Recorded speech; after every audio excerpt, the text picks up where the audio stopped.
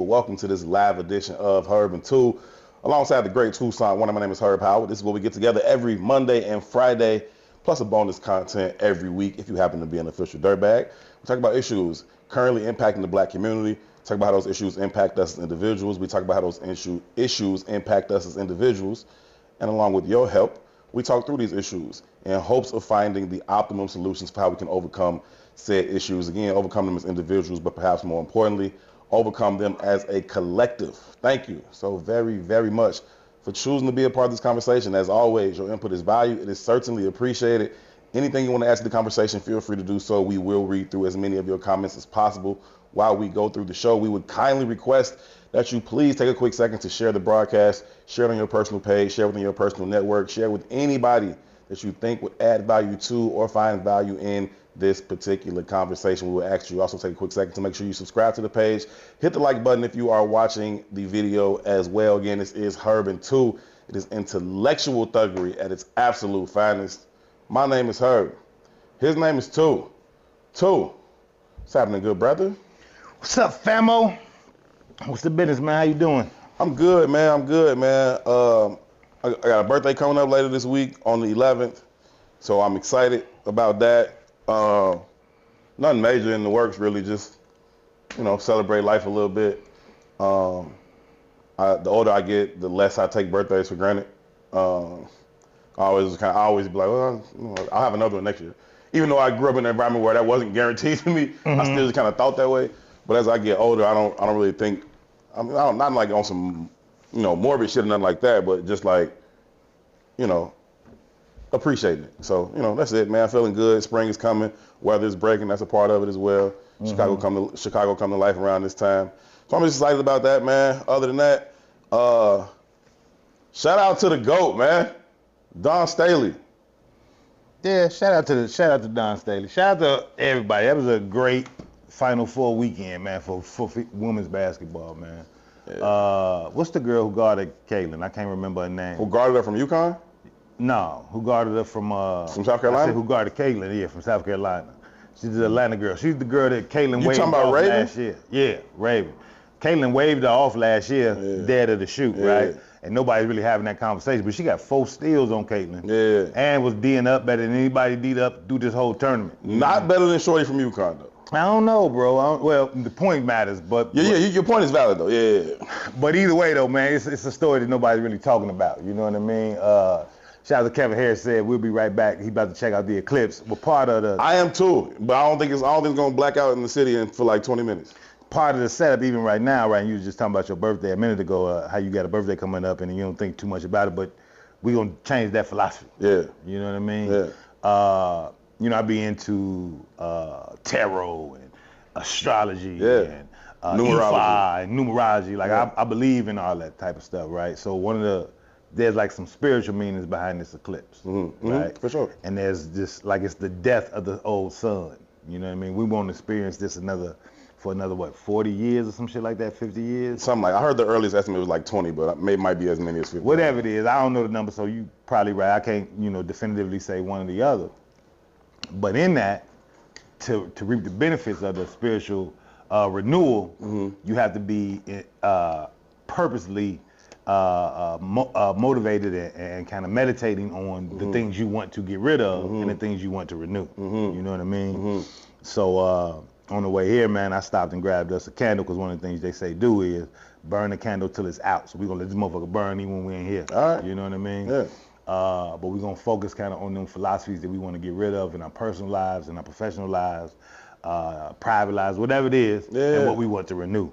You know what I mean? So also we got some sage just to get rid of the bad spirits. So let's do it, man. Yeah, man. In context to who was it, Kevin said he'd be right back to watch the eclipse. This is for everybody, right? We're going to burn this candle for everybody in the comments. You know what I mean? And like I said, you got to focus on that renewal. Think about what the next phase is of your life. Think about what you want to get rid of. Think about what you want to add into. And I think it's important, man. We are of African descent. You know what I mean? At the end of the day, we are spirits. We are one with nature. And I know some of this is weird shit for most of our listening body. I don't give a shit, though. Sage has grown in popularity. Yeah, it has. We catch on the trends and shit. Yeah. But I've But still always had that not really conversation. connected to it. Yeah, I've always had that conversation in context to us being spiritual beings having a human experience. Right. You know what I mean? And I think in context of all the conversations we have, whether it be relationship or government or whatever, I always say there's two laws. There's man law and universal law. Yeah. We got to get back into universal law. And all this shit is just symbolism to say that we are trying to get in tune with the natural instincts of things. Yeah. You know what I mean? The nature of things. So we're going to do that. I love it, man. I love it. And we can rock out whatever the rest of our conversation is, but all the while, like, internalizing those ideas of what we want to renew, what we want to get rid of. And it ain't nothing you ain't got to say publicly, but, focus on that shit, man, because I think it's real. I think we in a space and place in a moment in time where we better start really relating back to spirit. About what's going on here. Yeah, we need to be very intentional. You know what I mean? I rock with it, man. I will announce a couple publicly in terms of letting go and letting things burn out. Fear, like I want to let go of fear, and I know I walk around and I carry certain things a certain way. Like I ain't scared of shit, but whatever. But at the same time, I recognize certain movements within myself that are fear-based. Mm-hmm. You know what I mean? Whether that's professionally, whether that's, personally, whether that's in relationships, whatever, it's fear-based in will this succeed? This idea, this concept. Do I try to bring it to fruition, or am I scared to do it because I think it might fail? Do I move this way within relationships because I'm fearful of how the other person in the relationship might respond to it? Do I put myself out there publicly about anything, about certain things, because I'm fearful of the response that'll come back? And most of the time I'm able to fight through that, but in some critical spaces I haven't been. And I recognize that, and I want to release that, man. I want to be exactly who I want to be. And that's to live fearlessly. That's to live, in a state of confidence about what I'm doing and walking in my purpose, man. So I want to release that, and I want to increase my sense of purpose and just what I'm doing. I think those two things go together. The more I'm aware of what it is I believe to be my purpose, then the more it's going to require me to release fear and not let anything stand in the way of that, man. So I love it, man. Glad you brought this to the table, and looking forward to more abundance and more courage, less fear, and more purpose. I fuck with that. In the comments, George says, I still don't know Fear's address. And, I can't speak to George specifically, but I think fear is the modicum of control in the world. Yeah. I don't know where that nigga live at, but I know when he knock on my door. And sometimes I look at the people like, fuck you, and sometimes I be like, okay, let me stay my ass in the crib. Yeah, and I think it's very honest and very vulnerable of you to even open up and say that, man, because I don't think most people don't even recognize how deep-seated fear really is. Yeah. You know what I mean? Yeah. In context, I was just showing you a clip a minute ago, right? And it talks about... It's almost intangible. It is. Mm-hmm. You know what I mean? It is, right? And again, that's the difference between man law and universal law. You know what I mean?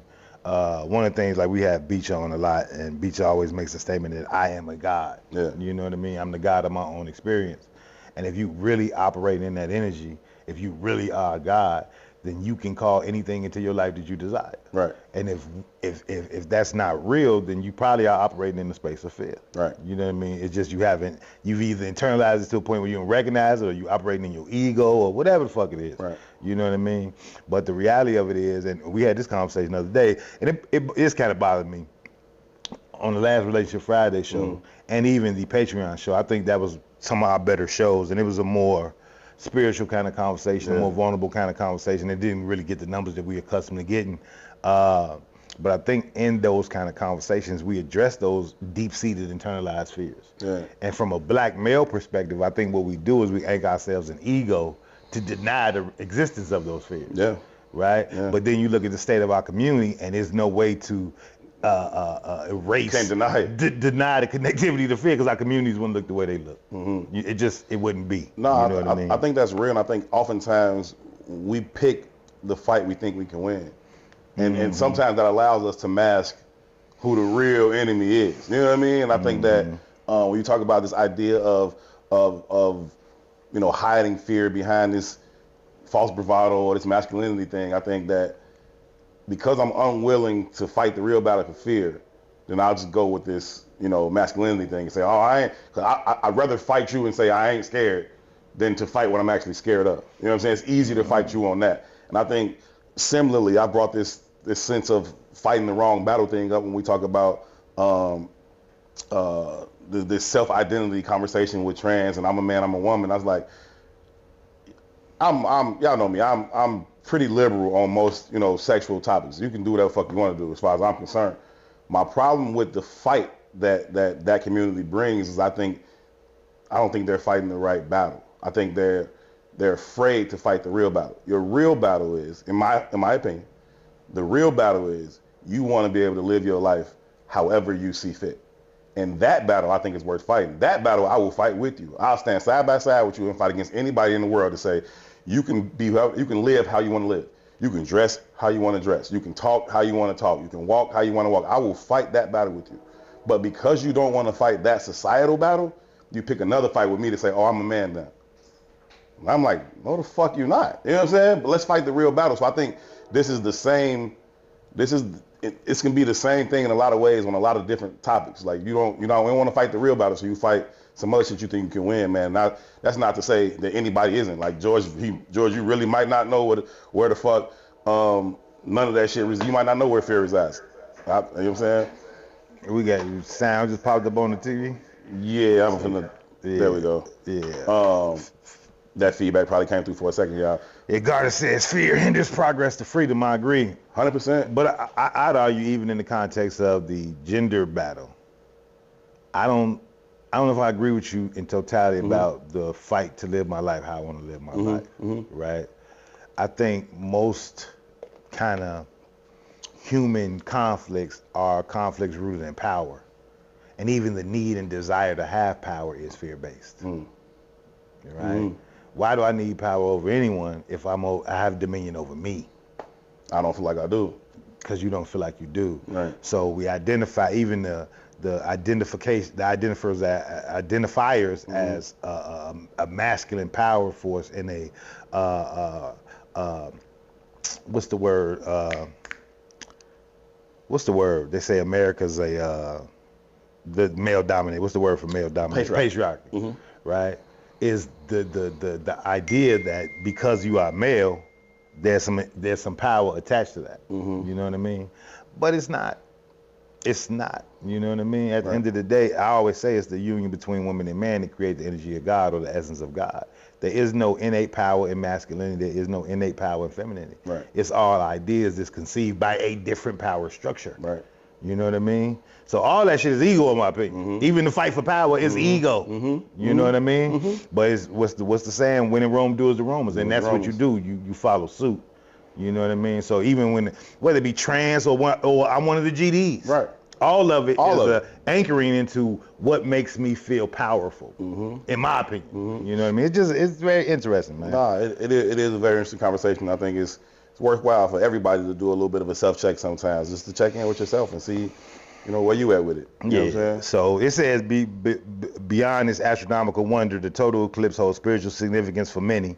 According to the Architectural Digest, it symbolizes a time of darkness and spiritual renewal, offering an opportunity for introspection and shedding of old energy. So, again, like we said, the candle gonna burn till that motherfucker don't burn no more. And shout out to the Silver Room. I got the Chatham candle because that's all they really had to offer other neighborhoods I would have grabbed. Okay. They didn't have 95th, but they did have over East. I would have bought them if they had Hyde Park. They had Hyde Park.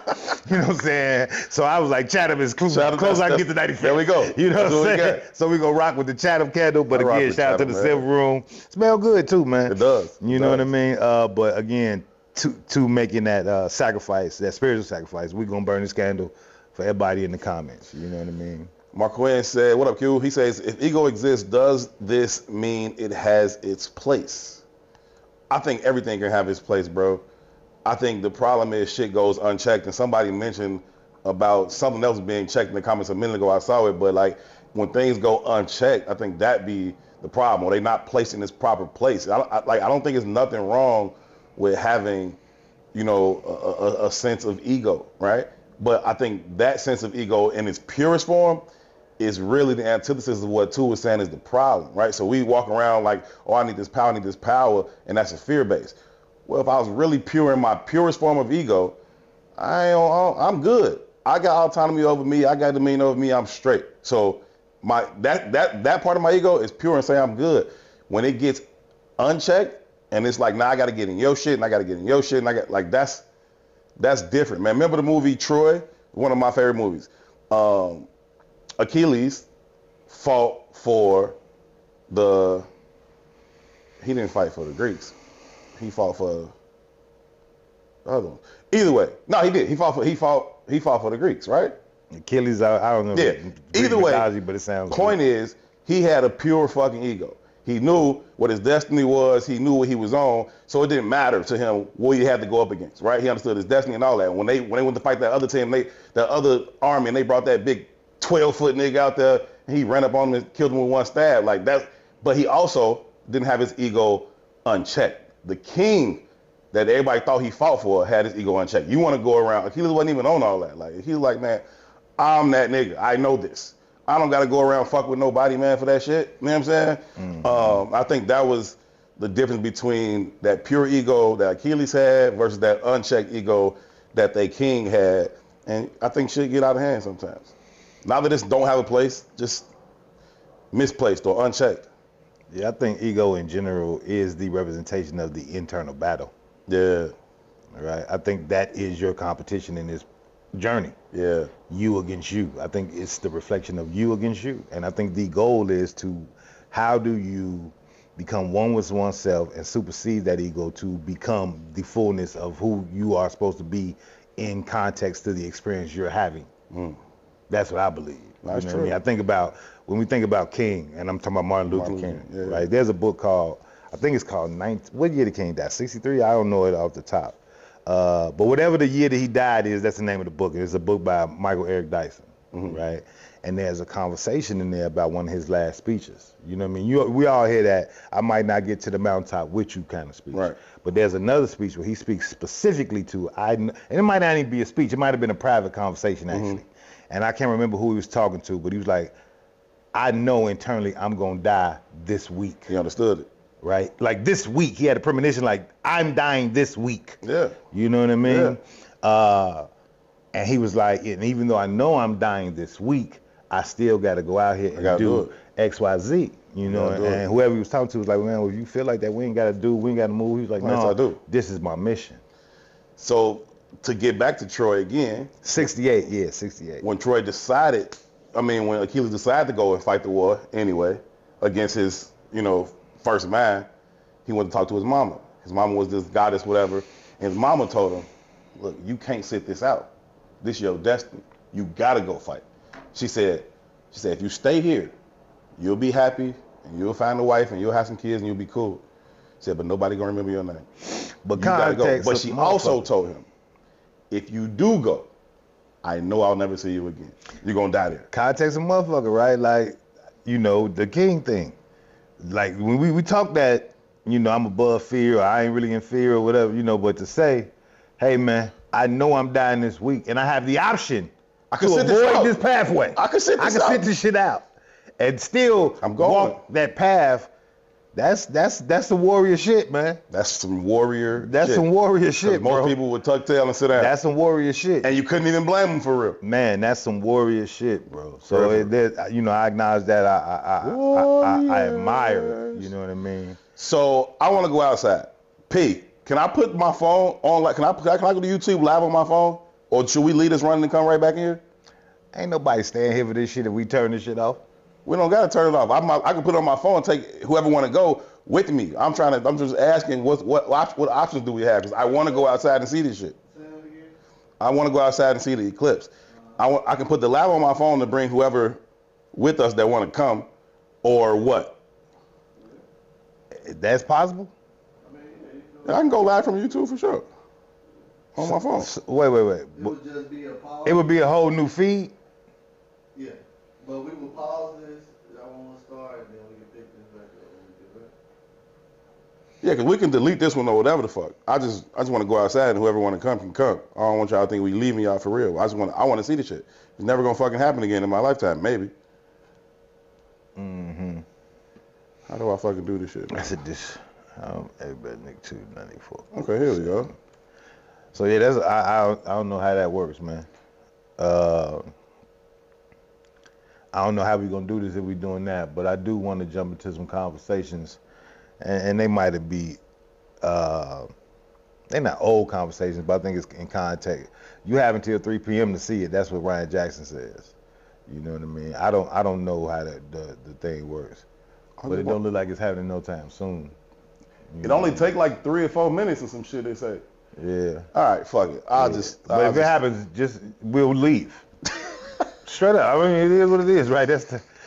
So I don't think we're gonna get like a total blackout. Like we're not in a direct path, but we would see the thing. Whatever, man. Nobody cares except me. Fuck it. All right. Well, here's a few things, right? And this is an old clip, and we ain't gonna play the clip, but I saw a conversation between Van Jones and Coleman Hughes on the Gayle King and Charles Barkley show. Mm-hmm. You ever heard of Coleman Hughes? No.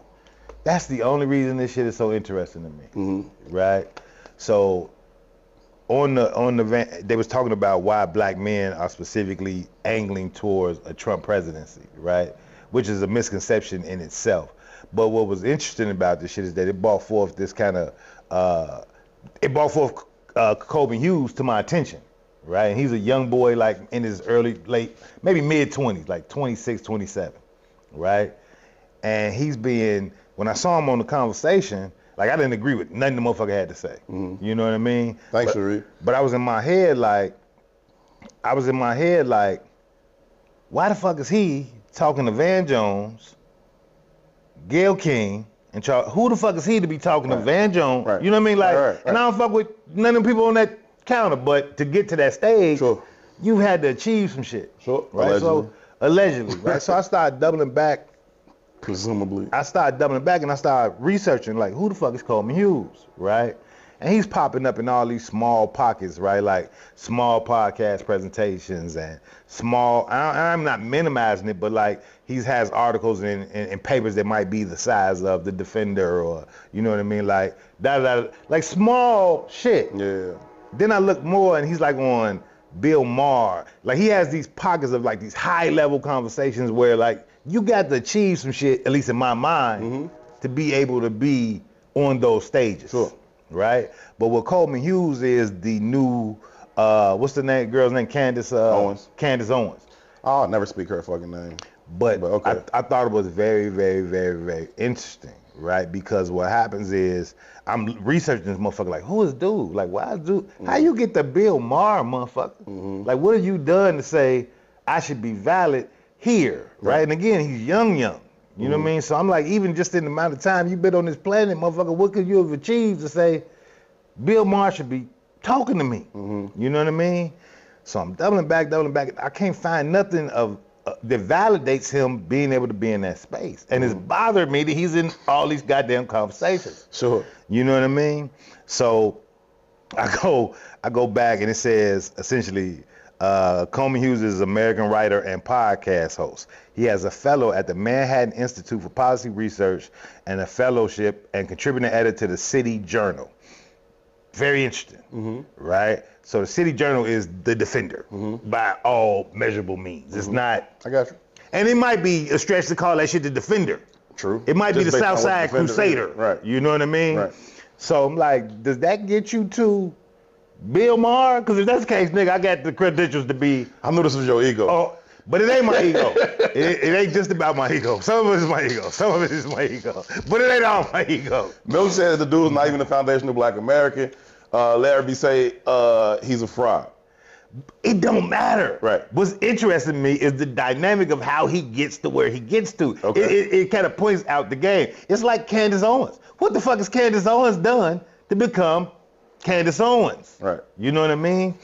And when you start looking at what the Manhattan Institute for Policy is, you start to understand that it was developed as a right-wing think tank. Right? So when he comes to write for its offshoot Southside Crusader newspaper, and they can indoctrinate, or he come with these falsified ideas of what it means to be black through the lenses of a Candace Owens, or through the lenses of a anti-reparations, or through the lenses of a, the most obvious version of a dark-skinned white man. You know what I mean? They propel these motherfuckers to the pinnacle of the conversation. Because although the newspaper that he writes for, the City Journal, might be the South Shore Current, the Manhattan Institute is University of Chicago. You know what I mean? It's like, this is the power mechanism, right? And we can leverage your ass and put you in positions to leverage media to create a narrative of whatever it wants to be. So Candace Owens gets on popular media platforms because something else is behind Candace Owens propelling her to those conversations. And what she does is she leverages modicums of truth and then a whole blanket full of ignorance, right? And when the mass public is also ignorant, you double down and you be like, well, that part is true, so it gives validity to the bullshit they spew. Right. And he's just the new version of that shit. But he's at the precipice of his start. He's starting the race to become Candace Owens.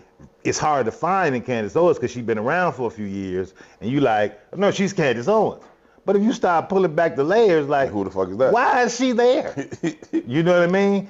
But to see him in them places, and it's like, damn, G, you could still research enough to say, he ain't supposed to be in them conversations, dog. Right. And then I see him on shit like Mark Lamar Hill, who I got a lot of respect for Mark Lamar Hill, but it also speaks to how fear, capitalism, all that shit is interconnected, right? It's no logical reason he should be on Mark Lamar Hill's show. Mark Lamar Hill's show is independently ran. He's Mark Lamar Hill. Why are you talking to this motherfucker, dog? You talking to him because he's also on Bill Maher and you not, right? So because he's reachable now, having him on your show will boost the numbers in the way that validate you or push you to a space and place.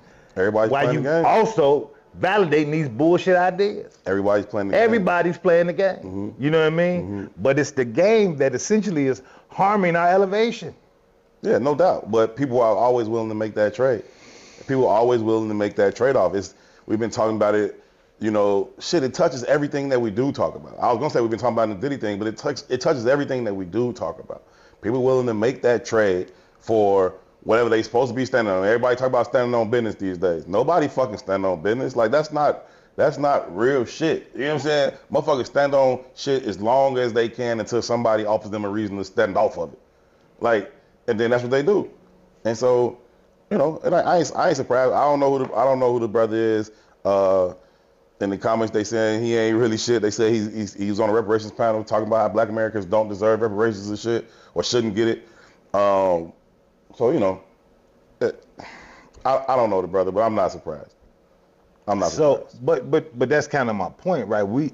The fact that people in the comments know him, right? The fact that you kind of could throw a rock and motherfuckers gonna know who Candace Owens is. Right, yeah, for sure. But they did nothing except for be black, with counter-black ideas, and they're being propelled to the highest heights of conversations, right? So Gayle King and Charles Barkley, right? I don't look to neither of them people for like political views, but Gayle King, Charles Barkley, and Van Jones. Van Jones is also one. Right. You know what I mean? This nigga's a great hooper and you Oprah friend. But at the same time, right? But then we still got to keep pulling back the layers, right? Why does Gayle King exist? Because you Oprah friend. Because you Oprah's friend. But look what Oprah had, the influence that Oprah has on black people, or had on black people, right? Barack Obama, the influence that he had on black people, right? Van Jones, he's legitimately managed by who? You know? I don't know. Rockefeller. Oh, he Rock Nation? He's Rock Nation. Okay. You know what I mean? So if we keep pulling back these layers, it's like, yeah, they're being pushed by XYZ, but then there's these kind of black, quote unquote, institutions that's like, yeah, I'm with this too, which has to make you ask, damn, man, who the fuck is y'all? Which also brings us back to the spiritual moment of the eclipse, right? Getting rid of bullshit, understanding what truth is, releasing that shit out of our lives, and having a renewal of a different idea. Yeah, but I think gone is the opportunity, or at least it's so far away that I can't see it. Gone is the opportunity to shift the thinking in mass. And for a couple of years, I've been saying, that's not even my goal no more. That's not my goal with this podcast. That's not my goal in life. Like, I don't have the energy for it. At one point I did, and I was like, I'm hitting my head on a fucking brick wall trying to change everybody's mind. My goal in life now is to find the individuals who are of like mind, not they agree with everything I say or I agree with everything they say, but are of like mind and see what that group of people can build together. I ain't got time to change our motherfucking mind. Y'all want to play that game, go ahead and fucking play that game. I'm saying this, the spiritual awakening, the eclipse, all of that is an individual choice that needs to be made. And as individuals, you make that on your own. And once you make that choice as an individual, you won't know who the fuck Coleman Hughes is. I don't know that nigga. And like, maybe it's because I'm uninformed, but I don't give a fuck what he's talking about. You know what I'm saying? I don't speak that black woman's name because she's poison to me. Like, I don't give a fuck how famous Candace. Oh, I never even speak her name because I don't give a fuck, because I know I've come to terms with what the fuck is going on and how I want to exist within it, and I don't have no energy for the rest of that shit. Y'all gonna play that game whether I scream from the mountaintop or I scream from the fucking valley. Y'all gonna play that fucking game. So take y'all ass over there and fucking play it. All I want to know is who has made the individual choice to be on some other shit, and what can we build? I agree and disagree all simultaneously, right? And I think that's a luxury for you to make that statement because you are singular in this experience. You don't have any children yet. You know what I mean? I'm practicing. And I think, yeah, I know. Obviously, you're a failure.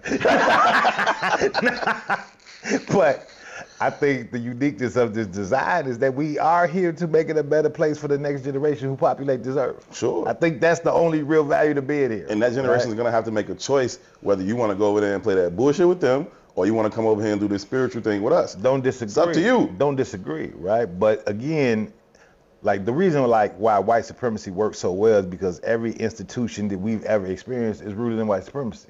So it kind of, unless you separate yourself, right, disregard all the shit you learned, again, back to the solar eclipse, letting go of everything you know and finding the space for renewal. Yeah, it's getting dark. My mom said it's starting. Right, and find the space for renewal. That's a very difficult thing to do, right? When you've been in it. It's the frog in the goddamn boiling water experiment. Yeah. I don't even recognize this shit hot till I'm already cooked. It's over with, right. You know what I mean? Right. So I'm not, the mass conversation is the mass conversation.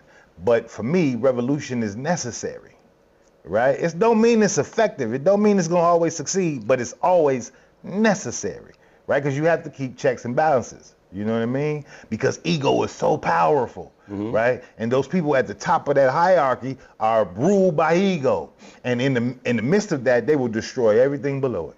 Just like ego would destroy everything in your motherfucking life if it ain't checked. You know what I'm saying? So if I have a responsibility to the people below me and beneath me, then I have to do whatever it is in me I can do to try to check and balance the power circle or the power network. You know what I mean? So maybe in mass ain't the conversation, right? I was texting Gardens back and forth because I was looking at this shit about Haiti today, and like American imperialisms and its influence and what's happening in Haiti and the message and narrative that they putting out to the world about what's happening in Haiti, very different. Very different. You know what I mean? That's all about power. That's all it is, right? But in the midst of that, they degrade Haitians, they degrade Africans, and it's a repetitive story, right? I just happen to be born black. I just happen to be have black babies. No. This can't be your reality. No. You can't invest in these ideas. No. And it has to be at least a multitude of you all to believe, to create a community that thinks separately, to fight against the motherfucking American Institute or the Manhattan Institute who's creating the Coleman Hugheses, you know what I mean? Or the Candace Owenses, you right? Because on the back end of that, right? Back to media, right? Think about the popularity of Candace Owens, and you don't know who Coleman Hughes is, but he coming, right? Where's that young Malcolm? Where's that young King? Those voices don't exist in media no more. No. Right? Because they understand the power of that voice to counter the Candace Owens. We don't want that. We don't want that. Because we want you to be rooted in a white supremacist philosophy going forward. Sure. Right? Which is why you got motherfuckers out here validating Trump, not saying that you have any other option in that paradigm. Because I don't validate Biden either. But where's the thought process that says, wait a minute, man, all of this is bullshit? So I'm largely in agreement with you, right? This idea of having to have a counterbalance. The only place where I kind of veer to another direction is in how we go about doing that, right? And so I can tell you can see it's getting darker too. I can feel it in the whole room. It's cool. I can experience it from right here. This room. Nah, we gonna get out of here, G. I want to see the shit too. You want to see it? Yeah, we gonna leave in like a couple minutes. So I just want to get enough of this out to put it up. All right, let me finish this thought bit.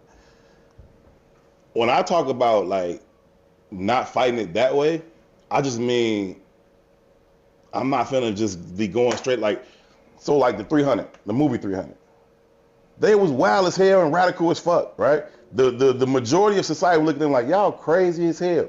Every time your kid turned 12, you send him in the forest to fight a fucking forest animal, and he die, or he come back ready to fight with y'all. And they're like, yeah, that's what the fuck we do. What's your problem, right? And they mama said it's cool, and they grandmama said it's cool, and they but what they end up with is the baddest 300 motherfuckers you ever seen in your life. And we not coming out here to go. They not coming out there to go fight y'all.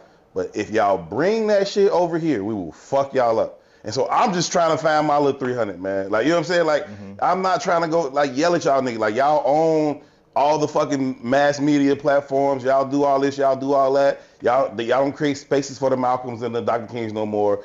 The minister is able to do what the minister is able to do when he's able to do it. And he can't even do it the way he used to in terms of the television networks and all that. But he can still make his call and get people to come. I don't think they fear him in that same way, but because he's too closely tied to a minority religion. I mean minority in this country, right? He's too closely tied to being a Muslim, a nation of Islam. It's like most people not. So it's like. But see, I disagree. And I want to dwell on that because we are going to get out of this motherfucker, right? I want to see that shit. But even in the context of the minister being able to call 1 million people to Washington. Right. I can't think of another human being on the planet who can make that happen. No. But I want you to understand something about that dynamic, right?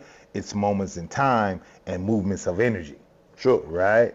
Because of who the minister was, who he was allowed to be in American media. Because he was a threat and they was leveraging that shit for views or leveraging that shit for ratings or whatever, the message permeated, right? So in that moment in time, he still had enough of a wavelength to ride. It's like, he could ride that wave into pushing his people to move, right?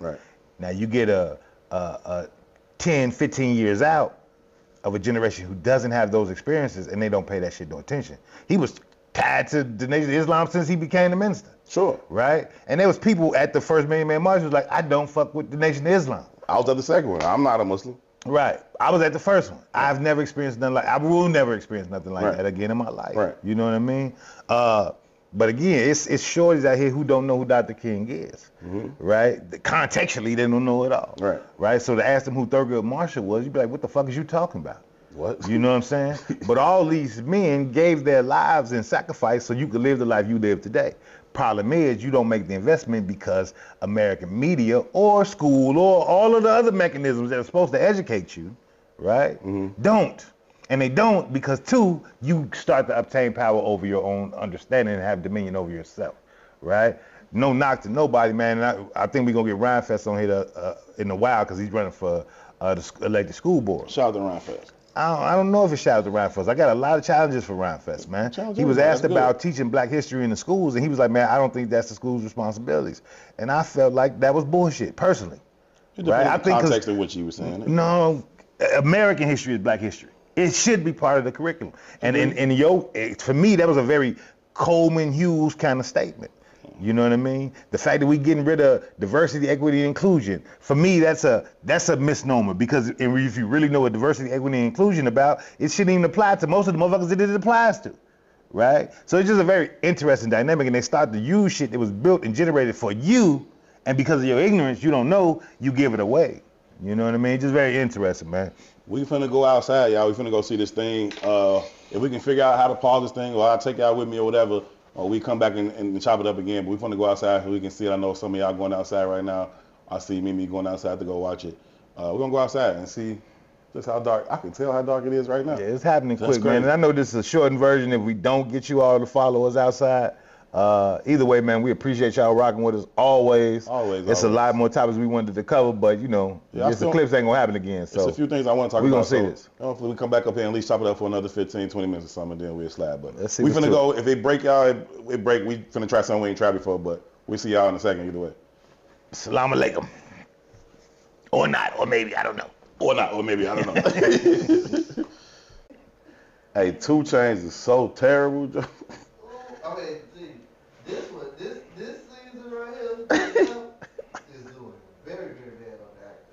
What? Very, very bad. Like the script, everything is really, really terrible. This is not it. And then they canceled. I'm invested though. You know what I'm saying? Right. The one that was the best, they canceled. Which one was the best? With the boy, Tommy? Oh, you talking about little man, little ghost. Lil Ghost. yeah, Tariq. All that shit be soap opera shit. to This me. is the last season they doing, right? Yeah. There you go. Let's see. What up, y'all? Family, look, we back. We have to go outside for a minute. I don't know if some of y'all caught the first half of the show or not, but on this here Monday, we are experiencing an eclipse to some degree, depending on where you are. Yeah, that was some fuck shit. You so funny, G, because like it happened, but it like you expected it to get like pitch black. Yeah, I thought it was gonna be midnight. That was a waste of my time. Nah, it was like a powerful, prolonged cloud. Yeah.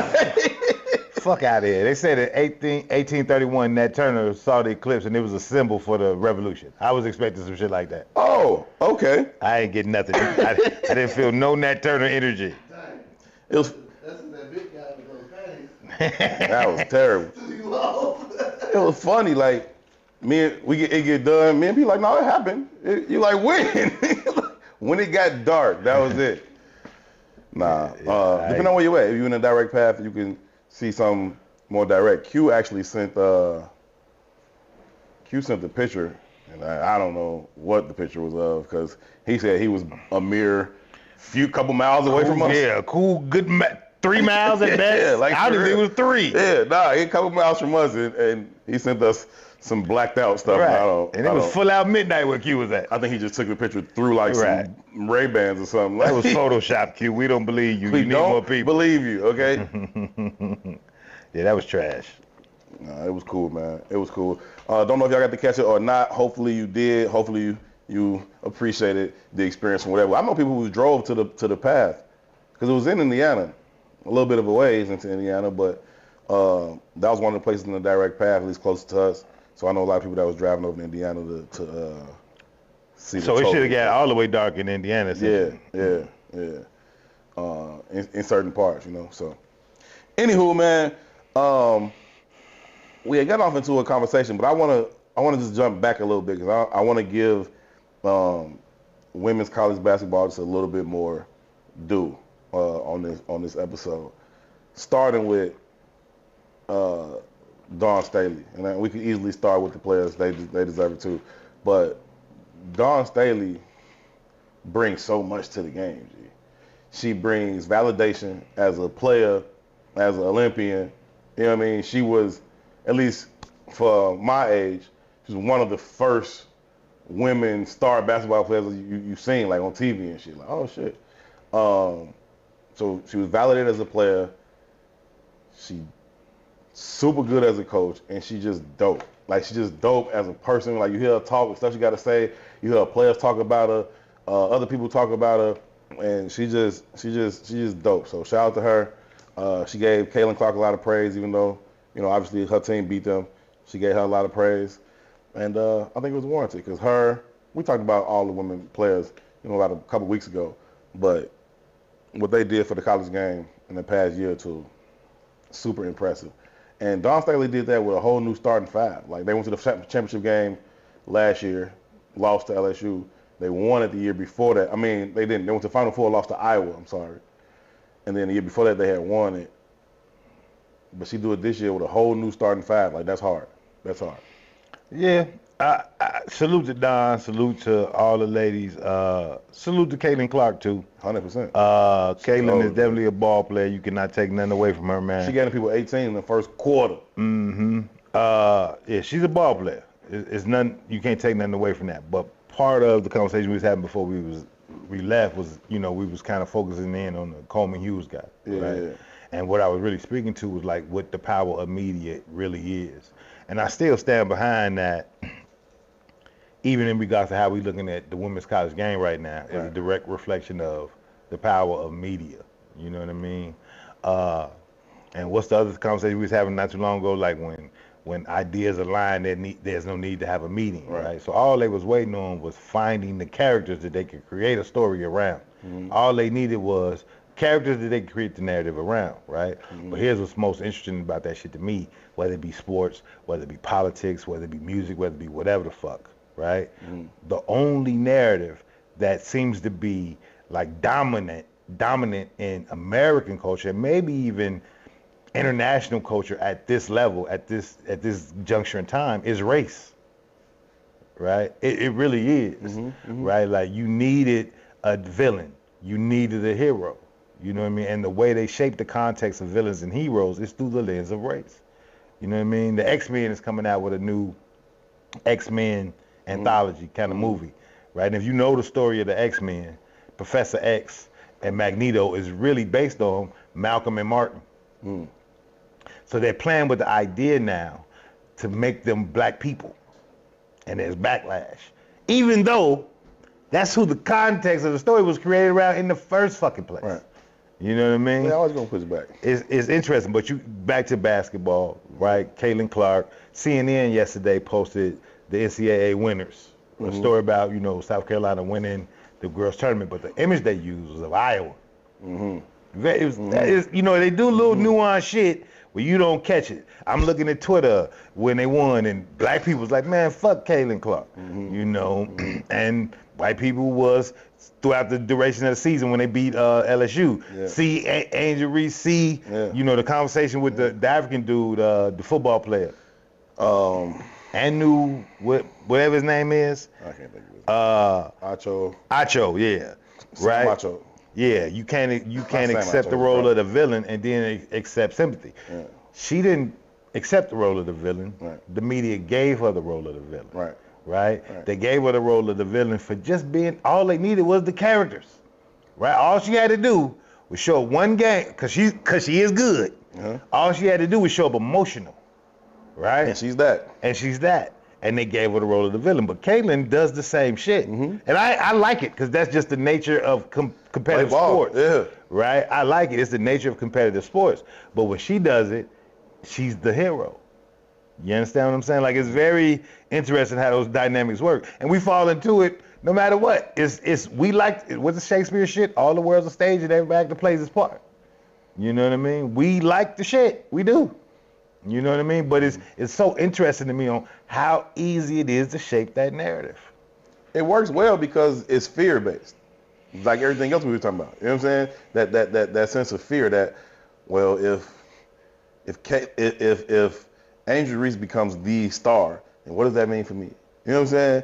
And I just think that in a society like America, it's an easy thing to do. You know what I'm saying? I was talking to a black woman and she was upset about the NIL money. Specifically that Caitlin makes more than Angel Reese. And I said, well, why wouldn't you expect that? Well, Angel Reese won the championship. So you got this fucked up. You viewing this all wrong if you think it's about because she won the championship last year. Like, Caitlin Clark is a white woman in the middle of America, like every 9-year-old white girl that thinks she saw basketball gonna have on the Caitlin. She's like, she signed to Nike. I'm like, that's good for Nike. Because whatever Caitlin Clark shoes she put out, every little white girl in America that hoop is going to wear them. Like, even the ones that don't hoop, they're going to wear them. So, you know, Angel Reese don't have the same, at this point, marketability on that national scale. But she ain't going to never have the marketability. And that's kind of the way I'm getting to. Like, me and you had a conversation about Eminem or whatever, right? I looked at some shit the other day about the top 10 most selling hip-hop albums or hip-hop artists of all time. Yeah, and let me be clear. That's not to say she shouldn't. It's just what America is. But it's also to say she shouldn't, for me, right? It's not a contrast between good or bad or best or not best. It's a math game. Right. It's just a math game. And that math is the distinction is drawn by color. And I'm saying it shouldn't be that way. She should deserve to be on the Coca-Cola ads, but we know she ain't gonna. It's only certain shit she gonna be able to. They gonna put on. Yeah, it just is what it is, right? We 13% of the population, right? It's Manny Pacquiao and Floyd Mayweather. You know what I mean? It's Larry Bird and Magic Johnson. You know what I mean? It is what it is. It's Dirk Nowitzki being Dirk Nowitzki. Yeah. You know what I mean? Yeah. Isaiah Thomas doesn't become, and Isaiah Thomas is a what's the word? For Isaiah Thomas to be arguably the second best point guard of all time. Sure, you can make that Arguably, argument. Sure. right? He's not seen in that light. Right. Unless you're a real fan. Right. You know what I mean?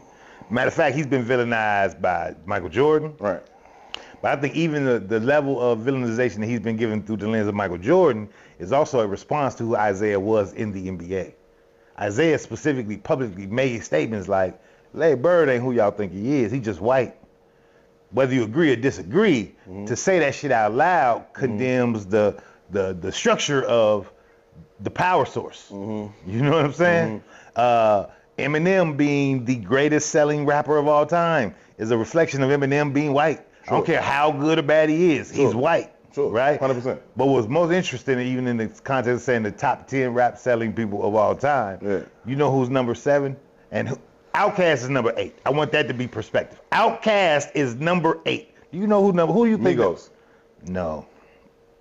Any idea who number 7 would be? That was my idea. The Beastie Boys, G. Oh. There's no, from a hip hop fan standpoint, and I'm not saying the Beastie Boys is trash. Sure. You know what I'm saying? I'm not saying that. Sure. But there's no world where there should ever get more acclaim than Outkast. Right. That world shouldn't even exist. But it does, because it's a math game. You got two eclectic black dudes from Atlanta. And the Beastie Boys. You know what I'm saying? It's Kaylee Clark, Asia Reese, or Kaylee Clark, South Carolina, or Kaylee Clark against the whole WNBA next. Because that's what it's going to be. That's next. You know what I mean? That's what it's going to be. So it just is what it is. But again, for me, it's not a right or wrong. It's just interested to pay attention to how influential the narratives are. They're gonna try to get them that game too, if they could. If they could. We watching the game like, hey, if they leave what better story is that? If they leave it close like this, they gonna rip this from them. Like, and Dawn Staley knew it too. She was in that locker room like, look, y'all can't win this shit if y'all don't knock their ass out. They gonna take y'all championship from y'all. Like that's it. Yeah, that's real, man. And shout out to Dawn. Like, Dawn is one of my favorite women basketball players of all time, right? And I just got an affinity for guard play. It just is what it is. And like early on in her career, she was one of those standout guards who could handle the rock like ridiculously, had a super duper dime package, you know what I mean? Like, Dawn always stood out to me, and you know. And she was fine. The kind of, keep it a buck. I don't necessarily believe that, but whatever, you know what I mean? Everybody. but one of the things about Dawn, like if you follow her career and her personality, like early she was like kind of elusive, didn't really talk. And to get a glimpse of her personality as a coach, it gives you entree into another side of her. Because you'd have never known that side of her as a player. She wasn't really vocal. Real quiet. She just was in the game. You know what I mean? I'm a ball, I'm gonna go home. And she even talked about that. I saw her on some kind of interview not too long ago. She was talking about like all the recruiting offers she got, but she was like she only went on 2 visits. And Dawn is from Philly. You know what I mean? So they was like, well, why'd you go to Virginia? And she said, essentially, like, I come from like abject poverty. So when I went to whatever the other visit was, it was like it was a traditional dorm setup. I went to Virginia and they had suites. I made my decisions immediately. I ain't got to have a room with nobody. I ain't never lived like this. We go. I'm going here. We go. It was that simple for me. You know what I mean? Oh, it. Yeah, man. So Ron had that experience. I remember when I was going on Ron recruiting trip. He was going to Milwaukee, to Marquette, I mean. And we was just going around the campus. He got, you know, Tom Crane and, you know, D-Wade and Cordell went to Whitney Young. Well, Cordell went to Whitney Young, but D-Wade's there, you know what I'm saying? So we going around and shit, and we get to where they stayed at. They stayed in this place called Humphrey Hall, and we go in there. I'm expecting, you know, some dorm shit. These niggas got whole apartments, you know what I'm saying? Like, whole ass apartments. I'm like, damn. Ron like, shit. Think we gonna go here. Took him to the stadium, did some more lights and camera shit, and yada, yada, yada. Cameron Cream was like, is it over? Ron was like, yeah, it's over. I was like, damn, nigga, we supposed to go to Cincinnati next weekend. Because I was going around, I always wanted to go to Cincinnati, but. And back then, who was at Cincinnati? Who's coaching Bob Cincinnati? Huggins. Bob Huggins was coaching Cincinnati? That's when they had all of them. They had Kenyon Martin and they was gangsters. Kenny Satterfield and Steve Logan. Like, they was melt like they was cold, like you know what I'm saying. And Ron loved it, and they was Jordan. They was Jordan brand. So Ron was like, Cincinnati was like the offshoot of UNLV at the time, like the energy that it was busting. Yeah, it was the like energy that. was Joe. like the Red Rebel energy. It was like that. Niggas of the NCAA. Yeah. And then they came to their conference. They was in the same conference with Marquette, and it was lit in Cincinnati, boy. Like super lit. They whole blackout in the stadium. The team was cold. The game was cracking. They won on a last second goofy ass shot by a big. It was stupid, but he hit some goofy ass like 18-footer and won the game. We was in there about to fight shit. Ron like, I heard you about to get into a fight. I'm like, you fucking talking crazy to me, bro, like crazy. Mm-hmm. So, but anyway. No man, it's interesting like how powerful. Marquette put their bid in on the recruiting and Ron was like, these hotel rooms. You know what I'm saying? Like crazy. It's sweet, right? But also, like one, like how narratives are shaped, and right, how much poverty affects how we view narratives. Mm-hmm. You know what I mean? Marquette is Marquette, but Marquette definitely wasn't Cincinnati at the time. No, it wasn't. You know what I'm saying? No. And like you said, Ron legitimately made the decision, like, wait, I could live like this? Yeah, he hadn't gone to what you call it. And, you know, Cordell was like, yo, man, it's nice here, walk the bam. And D-Wade was like coming, like everybody around knew what D-Wade was finna do. Like, and I remember being with him like the day it changed, the day he became D-Wade. You know what I'm saying? It was like, oh shit. Like, cause Ron don't go out. So I used to go up there all the time just to kick it. Mostly with like D-Wade or O-Dot. Travis Diener used to kick it, but we just kick it. Cincinnati came. Cincinnati was number one in the country. Came there, it was a big ESPN game, Dick Vitale, Walter Bam. Marquette, I think Marquette was like top 20, top 15 maybe. And game was super cracking. Marquette won. D-Wade went ape shit. Marquette won the game, right? We go out after that, and the whole city is like Marquette in the middle of downtown Milwaukee. So it's like, that sounds funny. Downtown Milwaukee. Right. Yeah. But it's OC everywhere we go. Like super OC, motherfuckers like, we like, what the fuck is this, right? I'm super enjoying this shit. I'm like a freshman, sophomore, high school type shit. So I'm like, yo, we go out. So I'm thinking like, all right, it's just that day, right? It's just because we beat the number one team, town just going crazy. Next time I go outside with D-Wade again, it was like, I was like, oh, we can't do this no. We can't just go outside no more. He's a celebrity. It's different. Oh shit. You know what I'm saying? Like, oh shit. It was different after that. This might be a relationship Friday conversation. I don't know. Mm-hmm. But again, how we always say like, everything is interconnected. Angel Reese, Don Staley, all that shit is like not negating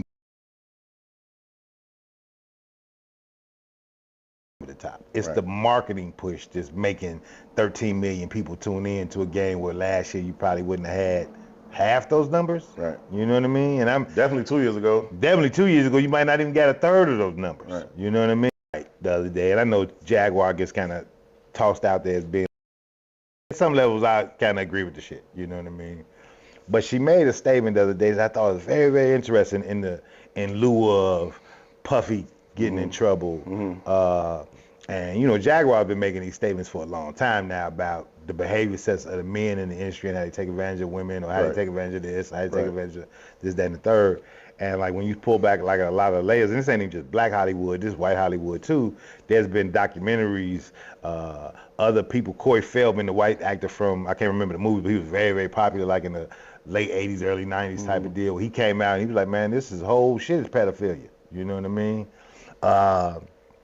And Jaguar said some shit, and she was like, man, we don't think about this, but there's a psychology behind making these kind of men, specifically black men, celebrities, right? And she was like, innately, they are homosexuals, right? And the check game, though. I'm waiting. Come on. I think it's very interesting. All right. And I ain't talking about they sexual function. Okay. Right? But let's again, we had this conversation a couple of days ago about, well, not a couple of days ago, maybe a couple of weeks ago in Relationship Friday, where we was kind of having that conversation about the very essence and nature of women is insatiable. You know, men get comfortable here. Our goals in life is really to align ourselves with what you value and what you desire, and if we value and desire you, and you value and desire us, we'll show up, we'll elevate, right? But intrinsically, innately, the very nature of us is not attached to the same kind of ideas. Right. Well, you put a homosexual man, whether he's openly homosexual or not, Sure. in that image space of what black masculinity looks like. Well, if his alignment is more feminine than masculine, his desires are probably more feminine than masculine. But if you herald this guy as the standard and imaging and messaging dictates behavior, well, women start aligning him as the value asset for manhood. Gotcha. And men start aligning that as the value asset for manhood. Yeah. Right? So what makes a man? Gotcha. A motherfucker with money, a motherfucker who fly, a motherfucker who just really don't have no responsibility to too much of nothing. Right. It's all a party. Right. Which has never been the anchoring of masculinity at no point in time in the history of manhood. It's why a lot of people were in favor of Nick Cannon making so many babies at the same time in different parts of the country, because he can. And it's like, oh, he can. Sure, he got the money. He's got greater resources and means than most people. I'm not knocking him. But what does it mean to be a James Evans, like that strong presence as a father in somebody's life? Sure, you can pay mortgage over there and mortgage over there. You can pay tuition over there and tuition over there, and you got access to hop a flight here, hop a jet there, and cool.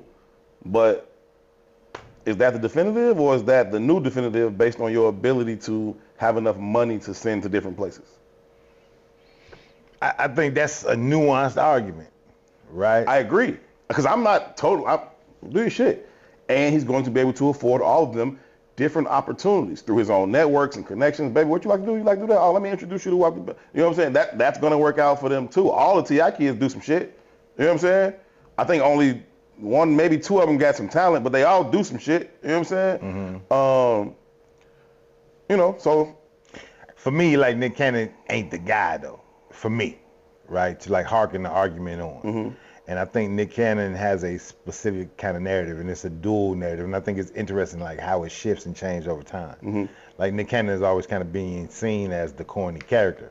Sure. But if you're in the circle, you know he has a plethora. He's always kind of had the plethora of women. You know what I mean? But I think there's other nuances that kind of stand out to me about Nick Cannon, where he has some goddamn gumption. You know what I mean? He got some nerve, and I fuck with the kind of nerve he has, right? And I think the fact that he doesn't come off in the light, specifically the light that's kind of given to black men as tough and aggressive and da-da-da, but if you know the moves that he's making, if you know the commitment he has, like, a lot of motherfuckers be like, man, Nick Cannon saw me at XYZ age, and he just paid for me to live, because he believed in what I was doing, you know what I mean? DC Young Fly, they offered him wilding out to get Nick Cannon out the way, and DC was like, nah, G, he did too much for me. I respect that man at a different level. All those things kind of anchor me into a different understanding of who Nick Cannon is. Puffy, though, right? And I'm just, the dichotomy between the two. Puffy got a bunch of kids by a bunch of different women, too. Now, he ain't got the 12, but it's a bunch of kids by a bunch of different women. You know what I mean? And maybe it's because of the alarming number of Nick Cannon's kids or whatever we think about, but we don't really associate Puffy with the same commitment to fatherhood. We don't associate him with the same. Think about all the relationships Puffy has in business. Everybody comes out with him saying how he fucked me. Everybody comes out with Nick Cannon says, no, that man took care of me. Now, there's a hierarchy, there's another power source that tries to fuck Nick Cannon. You don't even hear about that other hierarchy fucking Puffy. You know what I mean? And maybe it's because he's in cahoots with him, but I just think it's interesting, the narratives, though, right? And if we pull back the layers of the onion and we get to how, because that entertainment space is so heralded in the black community, because we consume media at such a high level, we got to be honest about how the imaging and messaging of that world affects our behavior sets, right? And if them men are inherently more in alignment with the feminine than the masculine, but they also set the standard for black manhood, it's alarming to see what's happening in the community. Yeah. You know what I mean? It's just, I ain't saying it's true. I don't know. But it's very interesting to think about. I mean, I'm certainly not saying it's not true. You know what I'm saying? I'm saying like that's the machine though. You know what I'm saying? Like that is the machine, and I don't know how to fight that. You know what I'm saying? I don't know how to fight that in that kind of head-on way when it's not just the machine, but it's everybody around it. Like the machine isn't a thing. It isn't one tangible thing. You know what I'm saying? Like think about the machine like it's this thing, but it's not. It's everybody, and it's everybody around you and everybody you try to talk to. And it's like, yeah, this is all the fucking machine. I don't know how to fight that. I want to do what I can to one, hop myself out the rotation because I'm in it in a lot of ways too. You know what I mean? It just is what it is. So I want to one, how do I hop my own fucking self out of this motherfucker? And how do I find other motherfuckers that's also not in this shit? You fight it just like what we doing right now. Agreed. Right? There's never been a moment in time where there's never been pushback. It's there. You know what I mean? Agreed. Now, what does happen though, right, is that the machine gets more savvy all the time.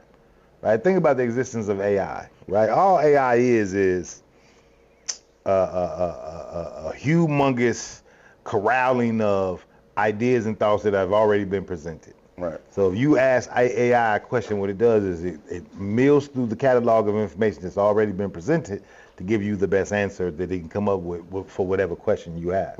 These are not new ideas. You understand? They're old ideas being corralled and regurgitated to whatever, the best presentation of this new answer is. Yes. Right? So they're just corralling old ideas. The ideas have already existed. The conversations have already happened, right? But if you, through your human experience, are cut off through that information, right? Even, again, black people being most inundated by media, right? So let's get to the spiritual again, right? By the very nature of science, by the very nature of the genomes in your body, right? You are uniquely linked to the first motherfucker that walked this planet as a human. There's no way to get around it. It's all interconnected, right? Sure. Which means that all the information is already inside of you. 100%. Right? Because all the cells in your body do what? They hold information. But this that repackaging shit that actually you talk about all the time. Shit, in the hip hop conversation. But hear what I'm saying. All the cells in your body hold the information. Right? So when you get into like high levels of spirituality, or you get into high levels of even religion, and those people anchor themselves into levels of meditations where they dig deep into their spirit, right? You can find answers to shit that you can't find in a book. The mundane daily shit. Because the information is already tagged in your genome. But we so disconnected internally and so connected externally that we're only hearing the messages being presented through what? Media. That's what I'm saying. It's the repackaging. It's the I'm gonna take your stuff, repackage it, and sell it back to you. Right. You know what I'm saying? Because you don't know your stuff. Because I've taught you the way that it should look now. Yeah, because you don't know what your stuff is. Like, and that's the same thing with hip hop. That's the same thing with culture. You know what I'm saying? Everything. Same thing with our culture, right? Yeah. We see that. We're gonna take it. We're gonna repackage it, and we'll give it back to you like we did y'all some shit. And the lies become pervasive, right? You ever heard a African or a black islander say, "Man, I didn't know I was black till I got to America." Right? You hear statements like that, right? Well, how the fuck is that true, bro? Because what they're saying is, I identify more with being Igbo, I identify more with being Trinidadian, I identify with da-da-da-da, right? But when I got to America, because of white supremacy and how that shit how it impacts you, it made me understand what it means to be black. Well, motherfucker, what I knew about Africa's been colonized since colonization happened. What the fuck you mean? Right? In South Africa, up until the late 80s, motherfucker, a white man and a black man or black woman couldn't walk down the street together. Right? What's the comedian motherfucker that does the Daily Show, used to do the Daily Show? He's a product of interracial relations, right? His mama had to play the servant to the daddy until they left. What the fuck you mean you didn't know what it meant to be black? You're lying. But again, the idea is so pervasive, you believe the lie. You know what I mean? It's 50 Cent being a gangster rapper because he got shot. He's not a gangster rapper, but a gangster because he got shot. You was a victim, and being a victim And the narrative that they shaped around your victimhood made you the supervillain. Whereas in the neighborhood, you be like, man, Tyrone got shot 9 times. All right. Cost living. Right. It's just how powerful the narratives are. Right. You know what I mean? Again, Lil Wayne. Who you selling it to? You talking about the masses, right? So the masses, a story about somebody getting shot 9 times in a place where nobody gets shot, that sells. He does look like a fucking superhero now. You know what I'm saying? Mm-hmm. If I'm from the middle of fucking Nebraska and ain't nobody fucking got shot, now here come this dude from New York City. He got shot 9 times, and he got tattoos and muscles, and he with Dre and Eminem. Yes, he's about to sell 100 million fucking records. Cool. Now let's look at the niggas that live up the street in Queens might be like, but everybody else is like, you say you a wankster, but you never popped up. You know what I'm saying? But let's look at the timeline of just that story, right?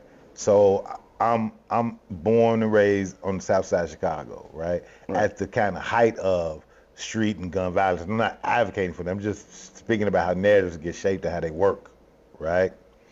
So I grew up in a community where I witnessed, I don't want to say witnessed, but I knew my first friend that got murdered by the time I was 11 years old. Mm-hmm. I had to legitimately witness murders by the time I was 13. Mm-hmm. This ain't no shit to celebrate. No. This is shit that caused me trauma. Right. You know what I mean? It's also the shit that got me sent to Cedar Rapids, Iowa, mm-hmm. right? So I get sent to Cedar Rapids, Iowa, like on the cusp of my 15th birthday. Well, I ain't never lived in no all-white nothing.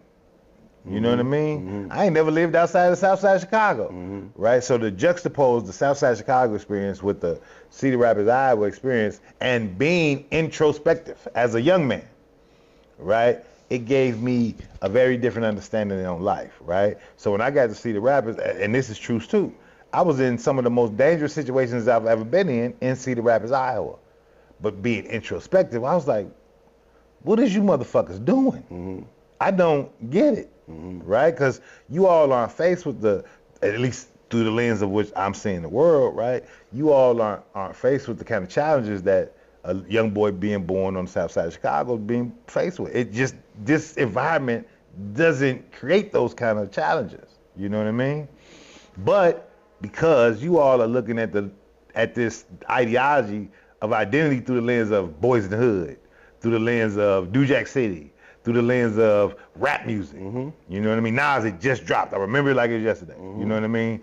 Through the lens of all those lenses. So now you become an actor and playing a role to achieve a goal, right? It's the tail wagging the dog instead of the dog wagging the tail. I just think that shit was crazy. But now, 20 years removed from that experience and as a father, right? My children don't have the same understanding of the south side of Chicago that I had because they don't go outside. Mm-hmm. And neither does any other children in my neighborhood. Mm-hmm. So even though they're in the midst of a whole different kind of cultural experience, mm-hmm. they're learning culture through the lens of media. And who the fuck is the media telling you who you are in a landscape where Faircon can't even get on television? Right? Where those kind of people can't make news. There's only one lens around blackness. Mm-hmm. There's only one idea around black maleness. Mm-hmm. Right? And it starts to shape your perspectives. And you get a Coleman Hughes out of that. Right? I saw one of them random campus conversations where they do them random interviews. Mm-hmm. And they're like, what's one idea you want to get rid of?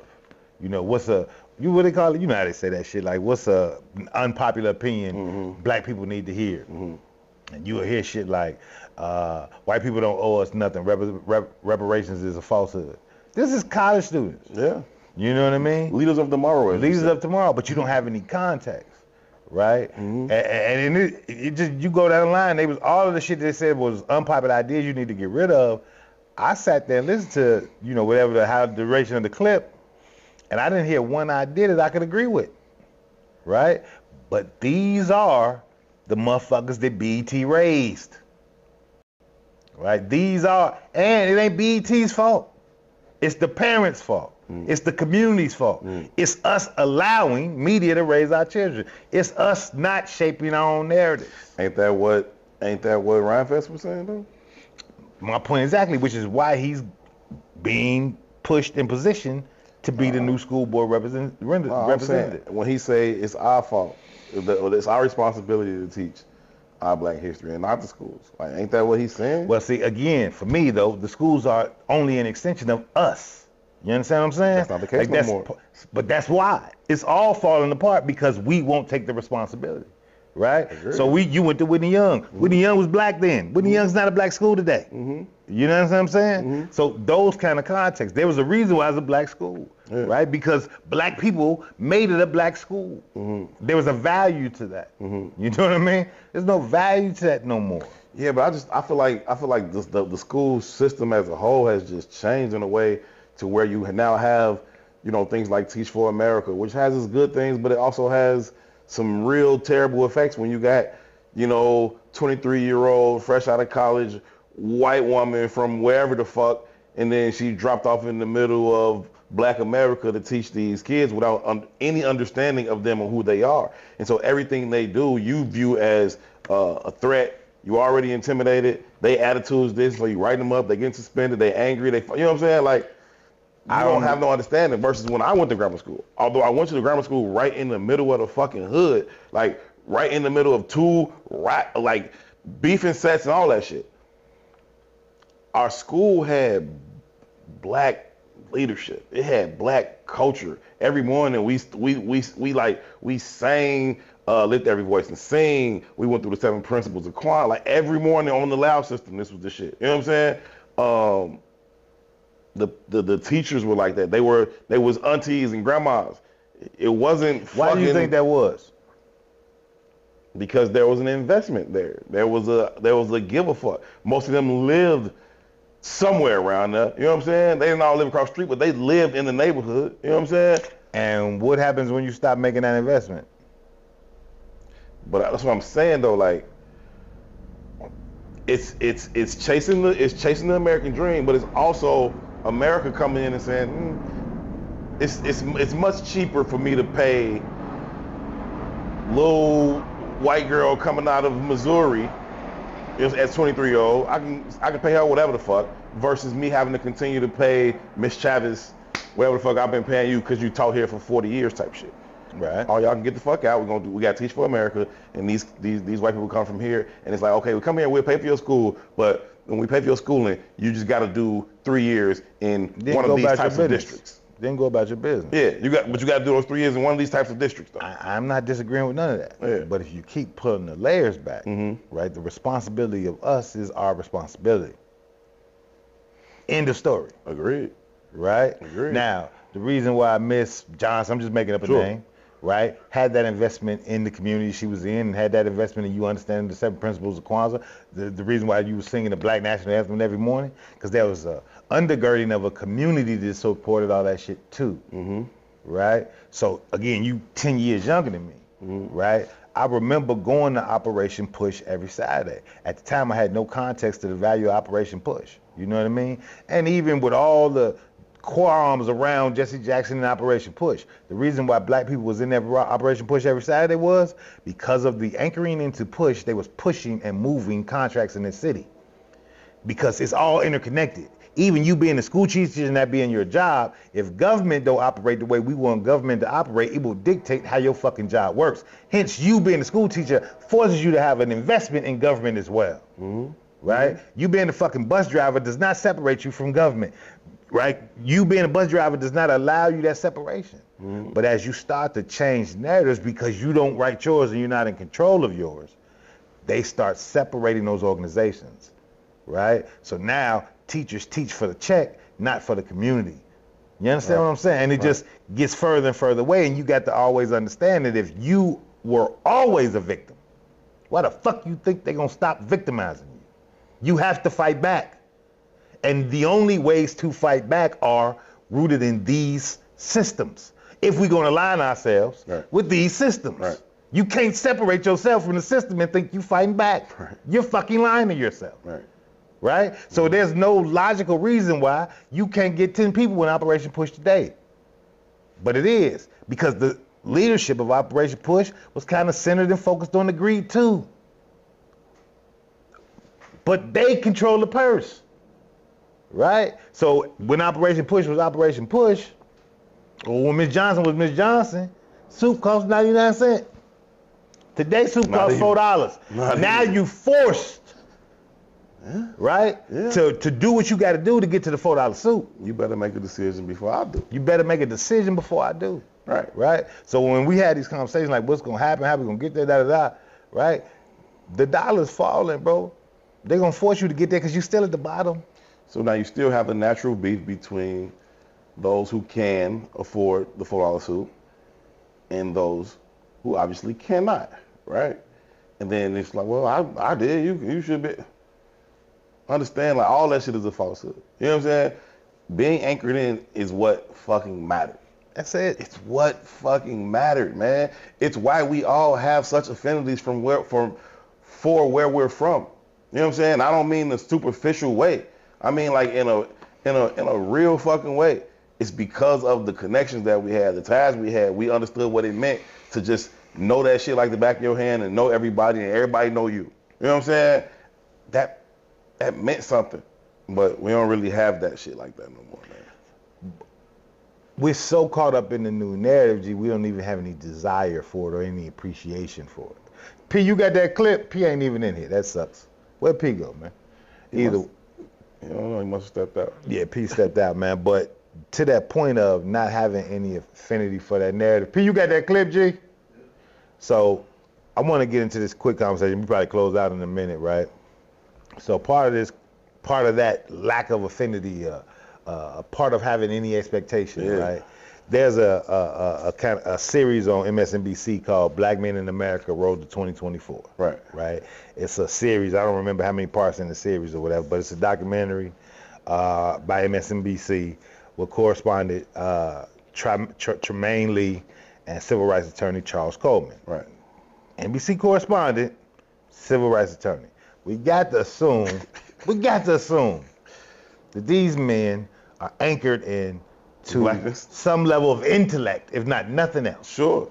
Right? That would be I would be hard pressed to believe you become an MSNBC correspondent and a civil rights attorney without having been anchored into some level of analytical thought. Sure, you that makes sense. Right. It's a reasonable expectation. Right. So they explore the intersection of race, culture, and politics through the eyes of black men in America.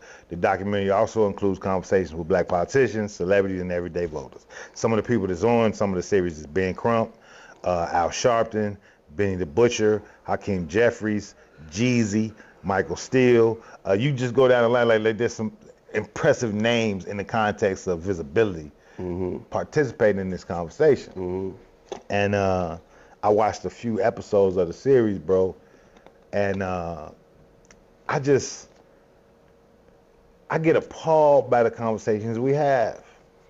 I really get appalled by the conversations we have. And when I think about these are the voices and these are the people that kind of move the masses of blackness, and I'm saying move the masses, I don't even know if that's true, right? I think COINTELPRO worked brilliantly. I think the idea of the Black Messiah is a dead one. You know what I mean? But the multitude of these kind of like apologist-ass black voices, these misguided value-ass black voices, irritates the legitimate fuck out of me, right? And you start to have these conversations and you start to negotiate. If you're paying attention. If you're not paying attention, the suit and tie will move your decision. It'll sway your decision. If you're not paying attention, the fact that it's Ben Crump will sway your attention. If you're not paying attention, the fact that it's Benny the Butcher will sway your opinions of shit. But if you are paying attention, what you start to recognize is that they operate from a space of blackness, from a series of negotiations to benefit their personal gain. And it irks the fuck out of me. You know what I mean? Everything's feasible if on the other end of that feasibility is some kind of economic outcome. A check for me. You know what I mean? Everything is feasible if on the other end of that is some kind of economic outcome. That's bothersome to me. You know what I mean? P, play that clip for me. I want us to play this clip and I want us to have a conversation. I want to analyze the words that's being said and have a real conversation afterwards. You know what I mean? Let me know when you got it up, P. Guard say some of my teachers knew. How can I ever truly support you if you don't even want to say my name in public? I ain't no hoe. You know what I'm saying? I've said Like, this before. why is talking about black men, talking about black people, a bad electoral Because strategy? they also we have to be honest, and again, this is beyond party. They fear us, so they've marginalized us. And as long as we're persona non grata in any of these spaces in this discourse, we can still, again, be the boogeyman, the villain, but they never have to actually appeal to us because there's a general consensus that black men are to be feared or not to be respected. Over incarcerated, we're not in college, we're all those things. We've been isolated to the point when it's like common knowledge that we are that. I get so much heat for this, but it's the truth. We've been, as a community, the side piece of the Democratic Party for so long that when we step out of that role and we start actually asking questions and pushing back, now it's a problem. Yep. And I mean, that's really the dynamic that exists, unfortunately, with the left. And so it highlights the very complex nature of what it is to be black in America and then engage political systems. Because you realize, like, okay, these folks over here are not really for me. These folks over here, they mess with me, but they mess with me in the dark. When it's convenient, when they need me, when they want something, right? And then when you can't have that honest dialogue, you know, to Envy's point, you start thinking about a third party, you have folks turn on each other. And it's like, well, where do I go? What do I do? So it's a very, very complex space, and it highlights the old quote, in America, black people do not have permanent political friends. We only have permanent interests. And that's something that we need to sort of understand before we sort of blindly align with any political party. We need to figure out what is our ideology first. Yeah, I'm a vote, but how can I ever truly support you if you don't even want to say my name? Handsome brother, man, look good. You gotta be. It is nice. You too. gotta look the part, G. Yeah, You can't get the role if you don't look the You part. gotta look the part. You gotta look the part. You check that box. You gotta look the part, bro. You know what I mean? Uh-huh. So What else? What other boxes we trying to check? obviously that was a clip from the Breakfast Club, right? For me, that shit is spooky, right? And when we started the clip, you don't get the whole context of the conversation, but Charlamagne was like, man, you know, they treat me like a prostitute. Why would I fuck with somebody who can't say my name? Publicly, right? Publicly, right? And that's kind of like the argument, right? You know, how the Democratic Party uses the black community every 4 years or when we need you, and then we don't deliver on none of the promises we make to the black community. And I believe it's Tremaine who responded, and he was like, yeah, man, you know, it's unsaid. It's kind of like we the side chicks of the Democratic Party. Because very interesting is how he describes side chick to me, right? He was like, one party don't fuck with us. One party only fuck with us when he wants something, right? But we should be dealing with the party that fucks with us when he wants something. And I wanted to play that clip specifically because there's a lot of men in our audience. There's a lot of women in our audience. Sure. Right? If you're a woman, you might be disillusioned, but I'm gonna bust your bubble. Right? If you are a side chick, he don't give a fuck about you. You're filling a void for whatever he needs to be done. But in regards to him giving some value back to you, you're lying to yourself. Okay. Right? You're lying to yourself, right? So, context, right? You deal in a polyamorous or polygamous, I don't know how you define it. Sure, go ahead. Right? But you ain't always dealt there. No. Right? At some spaces, you deal with side chicks. Sure. Right? Me too. I'm not denying none of this shit. Sure. You know what I mean? But the reason you're on the side, because there was a main dish. Right? And if you ever, as the side, conflicted with the main dish, guess what? I don't even like sides no more. It's not even a hard decision. No, it's real. I hesitate to fully agree, only in the sense of not caring. I think there's a level of values that people place, and so I actually might actually care about you. I might like you more than I like this motherfucker, but whatever this represents for me is a level of security I'm not willing to risk for you. Yeah. Yeah, it might not be you personally. I might do care about this you. is threatened, it's fuck you. Yeah. Right? Yeah. And I'm not going to deliver any value to the duration of our relationship to you. Right. It's not even feasible to my real existence over here. Right? I'm not taking you out. Are you crazy? Somebody might see me. Right. You understand what I'm saying? Right. I really only call you when I want to bust a nut. Okay, I don't want to get bogged down in that because I get the point that you are making in terms of him talking about, you know, us being historically the Democratic Party's side chick. Well, it would seem to me, right, if you're going to be a side chick, if you're going to play the side chick role, which he seems willing to play, if you're going to play it, shouldn't you be finding your ends in here somewhere? Like, shouldn't you be finding your value in here? Like, what I'm getting for this, okay, other than fucking some nigga that got another chick. Like, you know what I mean? Like, what am I getting from this situation? Are you getting, in the side chick conversation, are you getting trips? Are you getting gifts? Are you getting rents paid? Are you getting whatever the fuck? What are you getting from this? You know what I'm saying? So I think it's too much nuance going on. In this conversation, hold on, in the political aspect of it, same thing.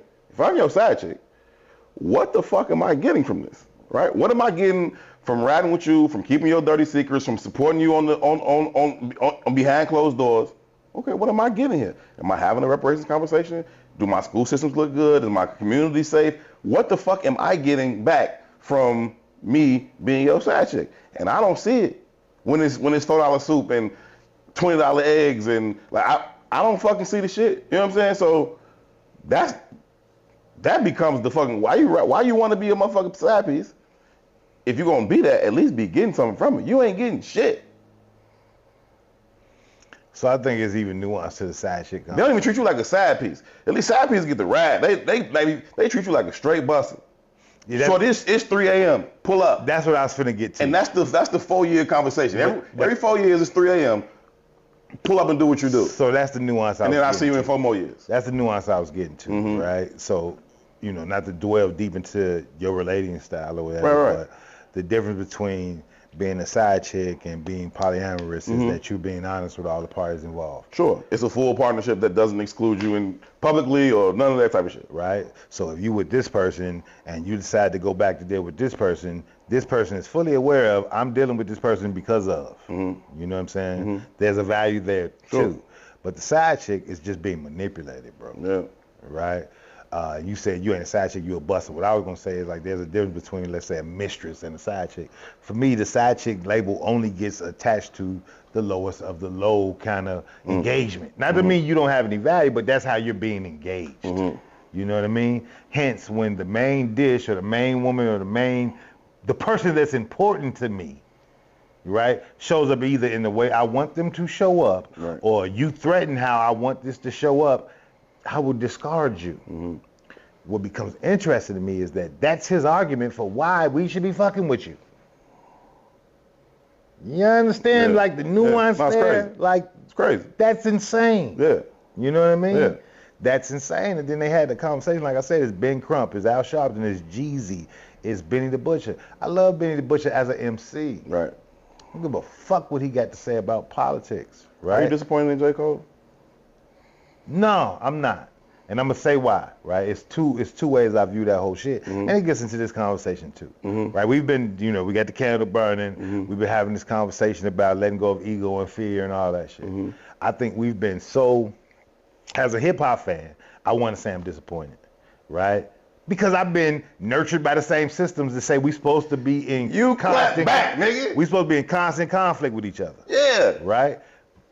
Again, this is how deep this shit is rooted though, cuz. Right? That's a white philosophy, right? We are in constant competition. Even how we look at sport, constant competition. One of the things about Dawn Staley that I fully appreciate it.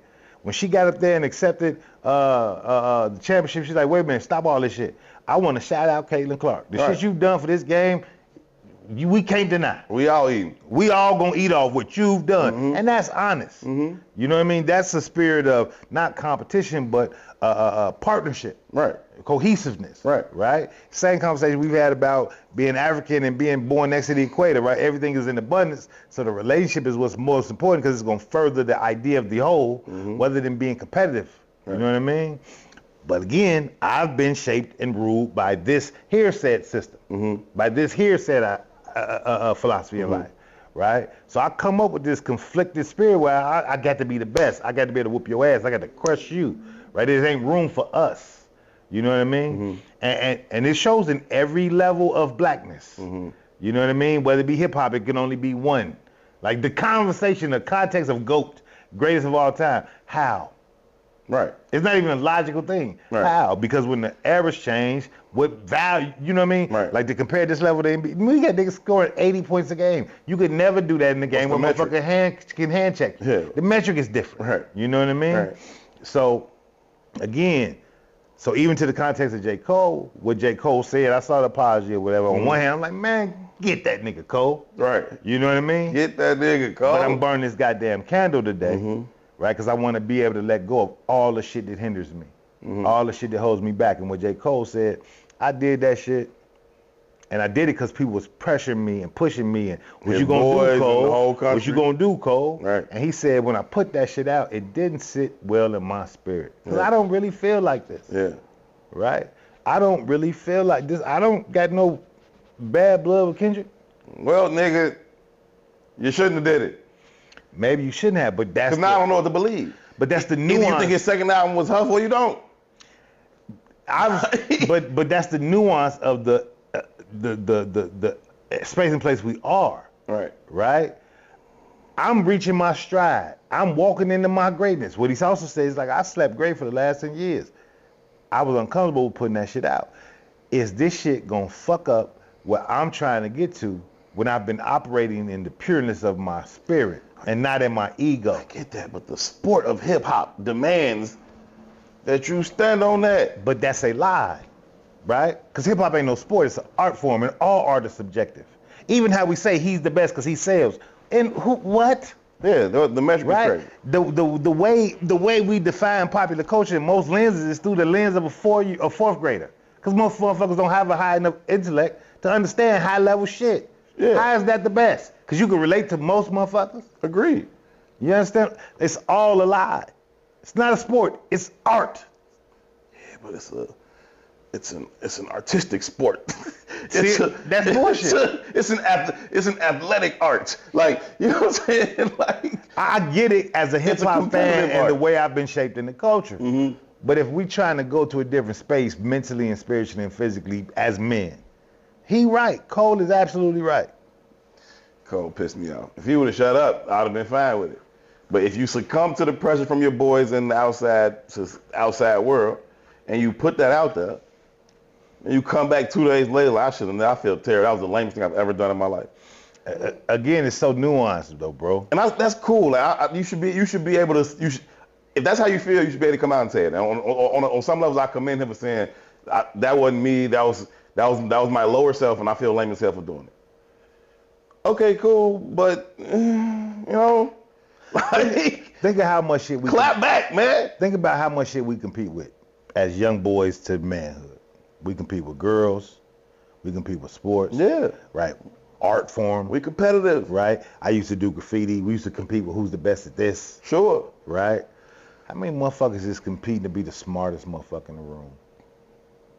How many motherfuckers is competing to be the most loving? How many motherfuckers is competing to give of themselves the most? We don't do none of that shit. No. I'm very passionate about those things, but I'm not competitive about those things. Right. You know what I'm saying? And because you're passionate about those things, you also recognize how many of us are missing in them spaces. Yes. Right? Yes. But I could go to damn near any week in Chicago. I could find an open gym to hoop at with niggas my age Right. who really don't need to be out there because their bodies ain't operating in the Right. same way. Right. Right? And they giving it they all. Mm-hmm. But you can go to them men's houses and they not giving it all with they giving it they all with their children. Right. Right? They ain't giving it all with their own not doing themselves. They're not educating themselves. They're not living healthy. They're not right? We No, don't for compete sure. in them spaces. But all them spaces will give us the greatest value. Right? Now, why do we compete in them other spaces? Because we've been conditioned to compete there, right? Why? Because the outcomes. Only because of the outcomes, right? If you are the best ball player, there's a check attached to it, and what does that do? It validates you in the lexicon of America. It ain't even a check attached to it. I've been hooping all my life, bro. Right. Just like you play football, Right. right? At Abbott Park, nigga, my name means something. Right. Flat out. Why? Because everybody in my peer group, I was busting your ass, right? At 67th and Parkway, that gym, my name means something. Why? Because I was doing everything I could to bust your ass. Even on the graffiti side, on the art side, Why? Because I wanted to bust your ass. Yeah, it matters. Right? And it was fuel for me for a very long time to be better than you. Yes. Right? In context to women, there's certain areas that my name is gonna ring bells. Fucking matters. Right? My name ring bells. But none of that has no return. In truth. Right? In truth, it has no return. I don't know, man. Yeah. I don't know, man. Like, I don't know, man.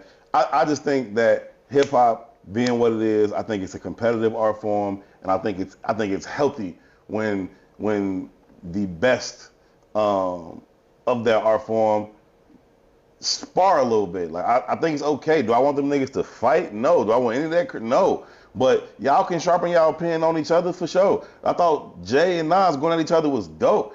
Jay got the most money and trinkets that go with that type of lifestyle, but 90% of people tell you Nas won that battle. You know what I'm saying? I personally thought it was over when he said, "I'll hit your baby mama in the back seat, left condoms on the baby seat." I thought Jay won the battle because I don't know what to tell you after that. How many ways can I degrade you? I don't know what to tell you after that. Again, I'm a fan of hip hop. I get what you're saying. You know what I'm saying? Right. Okay, I'm ugly like a camel. No problem. Who's the best basketball player of all time? Michael Jeffrey Jordan. How long was he the best basketball player of all time? 14 years. When did he start winning? Was 7 he the best years. basketball player of all time before he started winning? No. There's not enough time. Well, I'm asking a very specific question. No, I'm saying no. You don't think he was the best basketball player of all time before he started winning championships? I don't think he was the best version of himself as a player. When did Larry Bird say, "Man, that's God in the basketball jersey"? Early, sometime in the mid 80s. Was he winning then? No, not No. as a champion. He was seen amongst the rest of the group though as the best. When he started winning, when he started to understand the value of team. I used to hate Michael Jordan. Wow. Right? And I'm a basketball fan. I've always been a basketball fan. Right? What's the name? Paxson, not Paxson. What's the name of the coach that was before Phil Jackson? Doug Collins. Doug Collins. At the end of every Bulls game when they was getting their ass whooped, you can guarantee Mike was gonna have the ball 1-on-5. Yeah. And it used to irritate the fuck out of me because as a fan, I wanted my team to win, which in turn, internally, I made me dislike Mike. Like, motherfucker, pass the ball. Right? Now, I've always hooped, and I've always played from the point guard position. And I've always had the philosophy that, there's always going to be a dude on the squad who the best. But if you're not managing that team well, you still not going to win. Right? Yeah. So one of the theories I used to coach with my kids was like, man, you got to be able to take the risk on the guy that you think is not the best. And when you start believing in that guy, he going to start believing in himself, which is going to make the rest of y'all better. Yeah. So all I'm saying in that context is that it's cooperation that made them the best team, right? The best art usually comes out of cooperation too. The best everything usually is generated through cooperation. Yeah, but that's why I say no. I didn't think Jordan was the best until he started winning. There was another level he had to get to. I don't mean teams and accolades and awards. I mean his personal individual game had to get beyond I'm the best athlete on the court. And we can see that. Larry Bird can see that. You know what I'm saying? But your understanding of this game and what needs to happen for you to actually win and sustain it has to increase. And until, I would say it happened in 90. They still lost to the Pistons that year. But that's when it happened. 91, it was over. We can't be beat when collaboration becomes the goal. Right. I have to elevate my mind as a player. Right now, all I know is I'm the best athlete on the court. You agreeing with me? All I'm saying Yeah, I is agree with it's you. the Yeah. same shit in every Yeah. arena of life. Yeah. Right? When we start to collaborate instead of to compete, maybe we'll overcome the oppression, but we got to fight for those what is legitimately crumbs at the highest levels. Right? Sure. No matter what Mike got, somebody wrote Mike a paycheck. Right? But That's the pinnacle of our value systems. But he still punched niggas in practice. Whatever you got to do to get to cooperation. You know what I'm saying? Right? I'm not, you know me, I'm not anti-violent. Sometimes you got to do shit to get to cooperation. Right. So, it is what it is. So good for Kendrick for swinging on J. Cole. J. Cole should have swung back. He did with a little jab, and then he apologized for the jab. Again, like I said, it's nuance. Y'all sparred out, then y'all can say the world. It's fine. It's not a problem. Like I said, it's nuance. As a hip-hop fan, I want to see the sparring. Yeah. You know what I mean? But as a man, and some man shit, I still respect what he said. What did I say at the top of the show? We were talking about fear, right? And I said, it's not that fear is the problem. It's you choosing what fight to fight. J. Cole ain't, you know why J. Cole couldn't sleep well after doing that? Not because he felt like he hurt Kendrick Lamar's feelings or he just. What's going to be the response? What happens now, right? Do we have a beef? Am I viewed negatively on the outside? Fight that fight, nigga. Fight the fight to say, hey, me and him, we cool. We can jab at each other. I don't give a fuck how y'all feel about it. Fuck how y'all feel about it. Yeah. And no, I'm not beefing with him. Yeah, that's my brother. Yeah, he's still cold. And if he throw another jab over here, I'm gonna send a bomb back at his ass, and that's still gonna be my nigga. You know what I'm saying? I think that's what kept him up at night. And I'm saying, fight that fight. Don't tell me I don't want to punch back. Him nigga punched at you. Since when you don't want to punch the nigga that punched you? Yeah. You know what I'm saying? But fight the real fight. But we still pull back. Why is Kendrick punching? Because he can. It's art. We're just fucking with you, dog. Boom. Like again, because he can. Yes. Right? Because he can. But you don't have to. I'm not negating none of it and saying I don't get it. I get it. Don't have to. Right? But y'all ain't in each other's lanes. Y'all all could be great. Joe Budden made a statement the other day on his show. He was like, man, you niggas been running the rap game for 15 years. You three guys. Drake, Kendrick, J. Cole. Right. It's time to separate the field. Somebody got to emerge. Why? Because during your era, only one person could be at the top? No, we can all do this. Well, everybody could do it. Right? Why not? And when your turn comes, I'm still going to spank you, bro. Every time I play my friends in high school, we be up at Gailey. Every time my other friends on the team, I'm trying to lay your goof ass out. Why? Because I can, right? And I'm going to get up and I'm going to tell you about it. I'm going to talk shit. All game, you're going to, damn, number 11 and they hate each other. That's my nigga. We finna go kick it. But out here, yeah, come over here if you want to. I'm going to lay your goof ass out. And you talking shit to me too. Like, you know what I'm saying? Like, all the time. Like, no, that's just what it is, bro. Man, Joe Frazier, I know we finna get out of here, G, but Muhammad Ali and Joe Frazier is a very interesting dichotomy to me. Mm-hmm. Right? Ali was Ali, Joe Frazier was Joe Frazier. Right? And in the ring, they was trying to kill each other. Right? But at their core, they loved each other. When Ali went through his struggles, it was Joe Frazier said, hey, man, let me help you. You know what I mean? Yeah. Hey, man, let me help you. Yeah. Right? Yeah. Because of how good you are, you've pushed me to be how good I am. You know what I mean? So again, it's nuanced. Yeah. It's all the way nuanced. Yeah. You know what I mean? I ain't got to dislike you. We can compete and collaborate all at the same time. All the same goddamn time. Cole, clap back and go to sleep. We got to go from here, man. Appreciate y'all so much for tuning in to this two-part live edition of Herb & 2 on this here Monday. We had an intermission to go outside and see the eclipse. Fake eclipse. We still burn the candle though, because the spiritual meaning of it all still stands. We are still going through it, man. Y'all need to release whatever you need to release and focus in on whatever you need to focus in on as a bit of a rebirth for your own self. We appreciate y'all for tuning in. We'll certainly be back later on this week for Relationship Friday edition of Herb & 2, as well as the Patreon exclusive edition for all of you official dirtbags. If you are not one, strongly consider becoming one. Go to patreon.com/Herb&2. Also check out the website for the latest merch that has been released. Huge shout out to P.I., man. Holding it down dolo today. Doing double duty, doing 2 shows. Appreciate you, P. As always, shout out to Ron, shout out to E. That's 2. I'm Herb. Y'all be good to each other. Peace. Assalamu alaikum.